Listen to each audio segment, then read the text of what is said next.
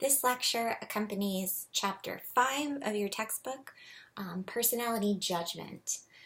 Personality assessment is not restricted to psychologists. It's practiced by you, your friends, your family.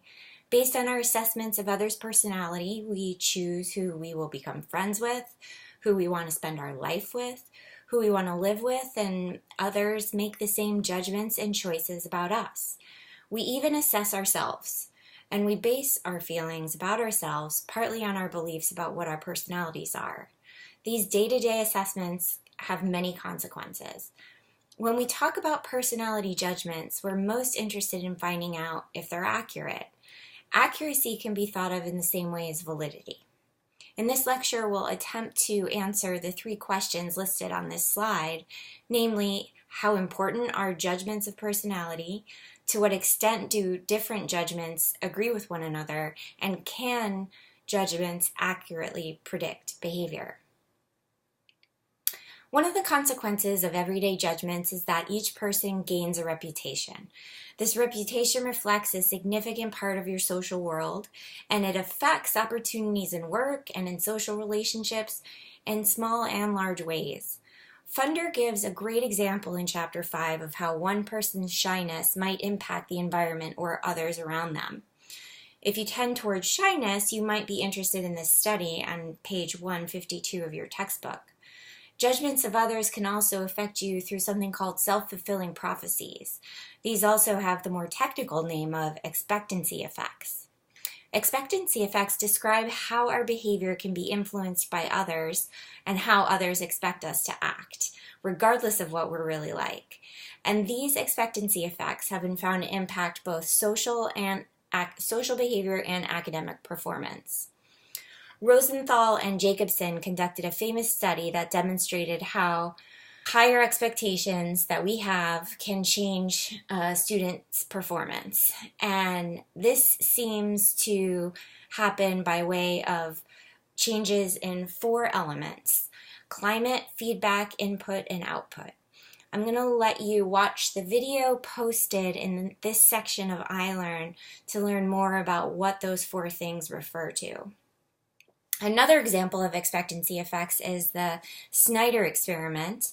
This was an elegantly constructed study and is detailed also in the book, but I'll give you a preview here. Male and female participants were put together on the phone to have a conversation, and they had never met. The male, before the conversation, the male is given a photograph of the female, and the photograph is either very attractive or not attractive. The male and the female speak on the phone, and the conversation was recorded. Later on, the experimenters took the female side of the conversation and played the female back to the research assistants, who then rated how humorous, warm, or poised she sounded. The result was that if the male had seen an attractive photograph, the female was actually more likely to have behaved in a manner rated as warm, humorous, and poised than when males saw an unattractive photo. So what this result is really saying is that when the male spoke to a female that he thought was attractive, he engaged in some kind of behavior that elicited the kind of behavior people expect from attractive people, more so than if the photograph he had seen was unattractive.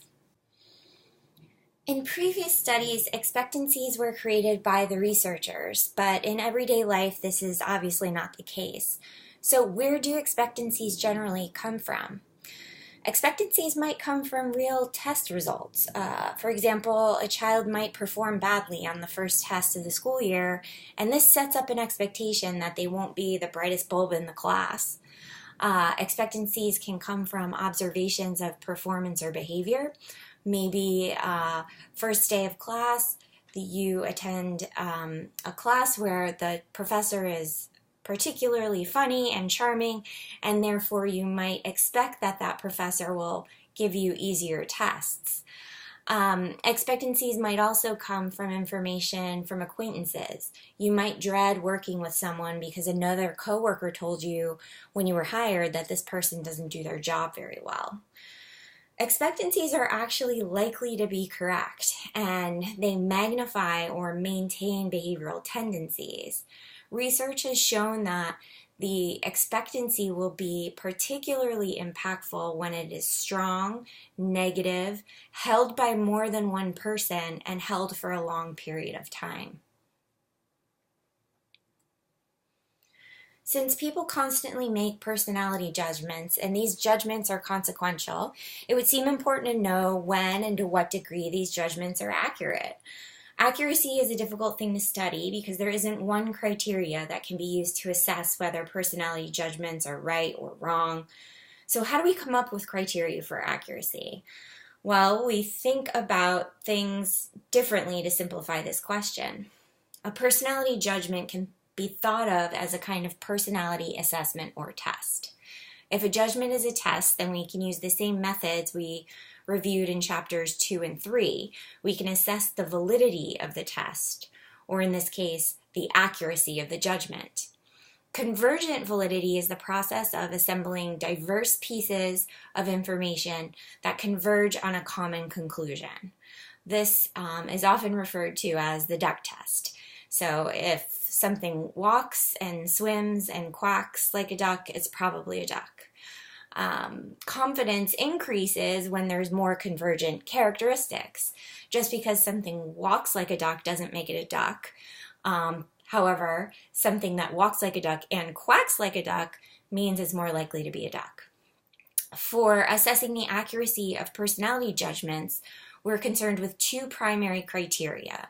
One is inter-judge agreement, and the other is behavioral prediction and predictive validity.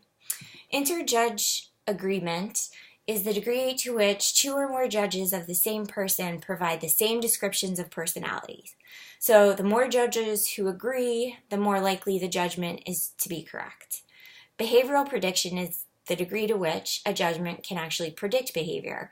So if my judgment of you as agreeable converges with your friend's judgment of you as agreeable, then my judgment is more likely to be accurate. If it converges with what other people think of you and I observe you engaging in cooperative, easygoing interactions with your classmates, then my judgment of you the first day of class is definitely likely to be accurate because it has also shown predictive validity. It was able to predict your behavior by the end of the semester. So in sum, psychological research can evaluate personality judgments by asking two important questions. Do judgments agree with one another, and can they predict behavior? Let's talk about first impressions. As soon as you meet someone, you are making judgments of their personality. It's automatic, often without you even realizing it. For example, take a look at these photos of two guys who ran against each other for a Senate seat in the early 2000s. Which one looks more competent to you? The man on the left or the man on the right? Now, is your impression accurate? Well, there's some indication in general that personality can be accurately judged from facial appearance, specifically when you focus on configural properties of the face. That means the overall arrangement of the face rather than a single part of the face. So these two candidates, which one of them was judged to be more competent? That would be the one on the left. Something about the configuration of his face told people that he was more competent, and in fact, he was more competent and was elected. There really are configural aspects of the face that allow some aspects of personality to be judged accurately. Each of these pictures shown here are composite portraits based on a group of participants that scored extremely high or extremely low on each of the big 5 personality characteristics. And as you'll learn, if you haven't done this module yet, the big 5 consists of openness, conscientiousness, extroversion, agreeableness, and neuroticism, or emotional stability. What researchers have done to look at accuracy of detecting personality traits in facial expressions is they created these composites to really distinguish between the facial properties that characterize someone who's extremely high in a trait or extremely low in a trait.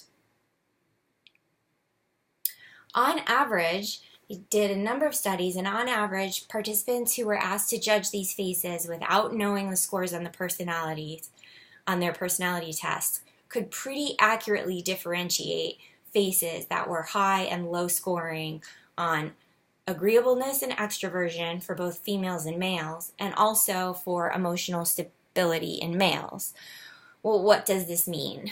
Apparently, these particular traits, extroversion and agreeableness in particular, are more easily judged just by looking at the face. Emotional stability, whether high or low in males, can be more easily judged but just by looking at the face compared to, say, openness. Guess how big the effect size was? It was 0.8. This is a really high correlation, but we have to remember that this is an artificial situation. It doesn't mean you can look at one person and tell how extroverted they are. It just means that it's probably easier to discriminate between two people who score on opposite ends of the spectrum, introverts and extroverts. There are many other signs of personality, visible signs of personality when it comes to first impressions. Studies have found that those who are very extroverted often are seen in fashionable dress, having a stylish haircut, and speaking in a loud voice.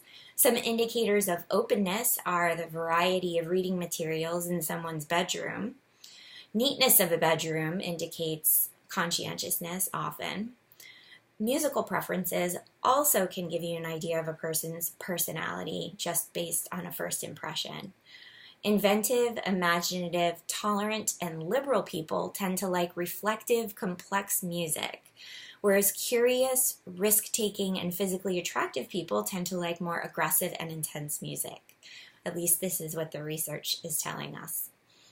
Sophisticated writing and creativity are signs of openness.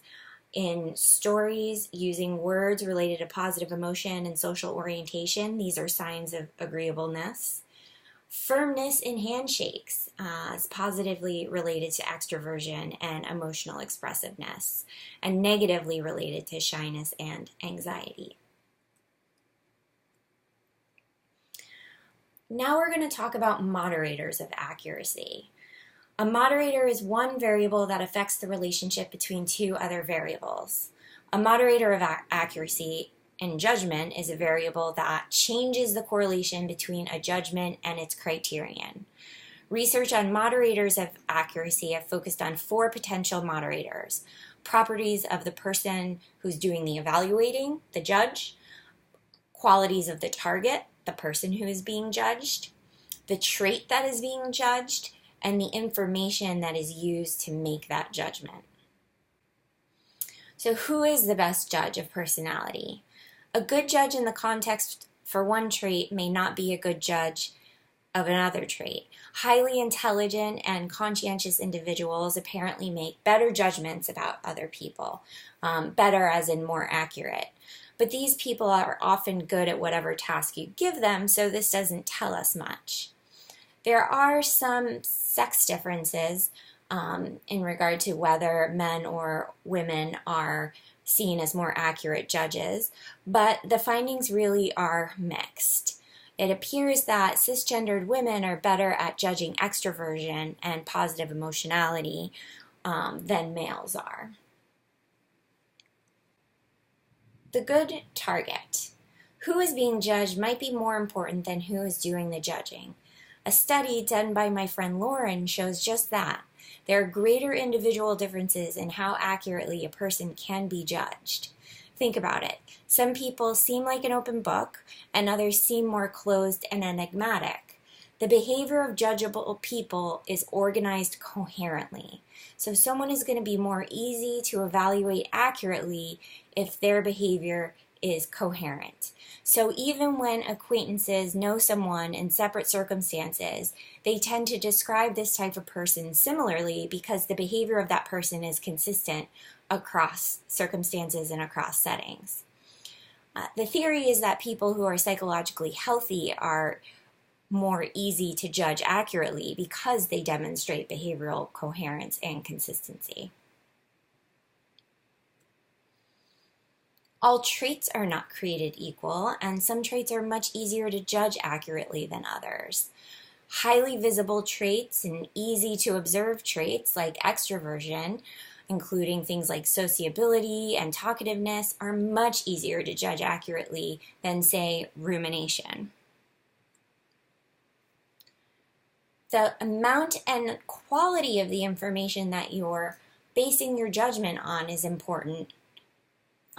Certain traits take more time to judge accurately, and so more information can be helpful.